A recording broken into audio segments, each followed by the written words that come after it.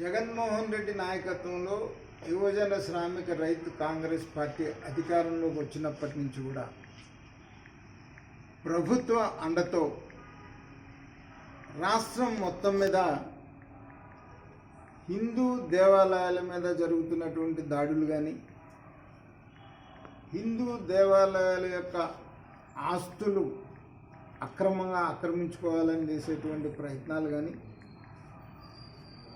హిందూ దేవుళ్ళ యొక్క విగ్రహాలని నాశనం చేసేటువంటి కార్యక్రమాలు కానీ ప్రతిరోజు జరుగుతున్నటువంటి పరిస్థితి మనం చూస్తూ ఉన్నాం. దురదృష్టం ఈరోజు వరకు కూడా ఒక్క చోట కూడా ఒక్కళ్ళని కూడా ఈ విగ్రహాలు విధ్వంసం చేసినటువంటి వారిని ఈ ప్రభుత్వం అరెస్ట్ చేసి కేసులు పెట్టినటువంటి సందర్భం లేదు.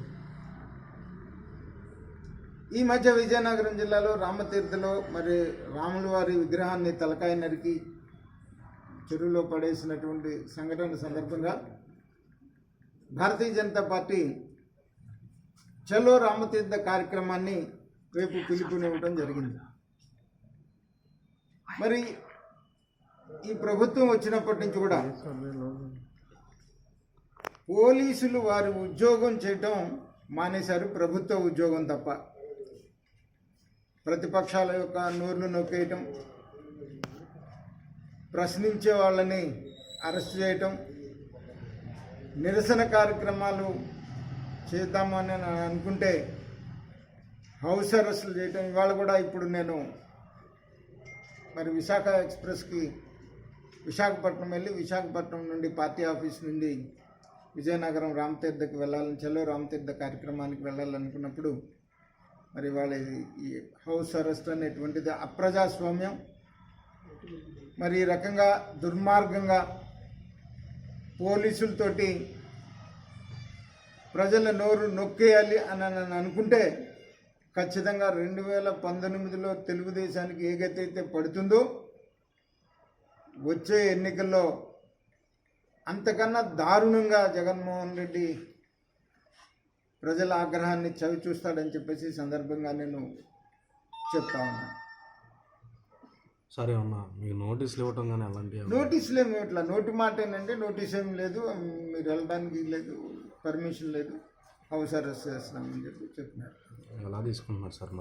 అది దుర్మార్గం, అప్రజాస్వామ్యం అని చెబుతున్నాం కదా. ఇప్పుడు పోలీసుతోటి ప్రజల ప్రతిపక్షాల యొక్క గొంతులు నొక్కి సమస్యల్ని అణగదొక్కుదాము అనేటువంటిది ఇంతకన్నా నిదర్శనం ఇంకోటి ఏం కావాలండి? ఇప్పుడు మేము వెళ్తాం, దేవాలయాన్ని చూస్తాం, ఇదే మాట అక్కడ చెప్తాం, పరిస్థితి దాన్ని. కానీ అసలు కార్యక్రమం నిరసనే తెలియజేయడానికి వీల్లేదు అనేటువంటి ఒక దుర్మార్గమైనటువంటి చర్య. ఇప్పుడు ప్రజాస్వామ్యంలో ఉన్నామా? డిక్టేటర్షిప్పే ఉంది. ఇప్పుడు ప్రస్తుతానికి ఆంధ్రప్రదేశ్లో ప్రజాస్వామ్యం అనేటువంటిది లేదు అనేటువంటిది అది ఎప్పటి నుంచి చెప్తానే ఉన్నాం. నేను దగ్గర మొదటి నుంచి కూడా చెప్తానే ఉన్నాను, ఈ 19 మాసాల నుంచి చెప్తానే ఉన్నాం. ఈ రాష్ట్రంలో ప్రజాస్వామ్యం అనేటువంటిది లేదు అనేటువంటిది మాట. ఒక ఫ్యాక్షనిస్టు రాష్ట్రాన్ని పరిపాలిస్తుంటే ఏ రకంగా ఉంటుంది అనేది ఇది నిదర్శనం.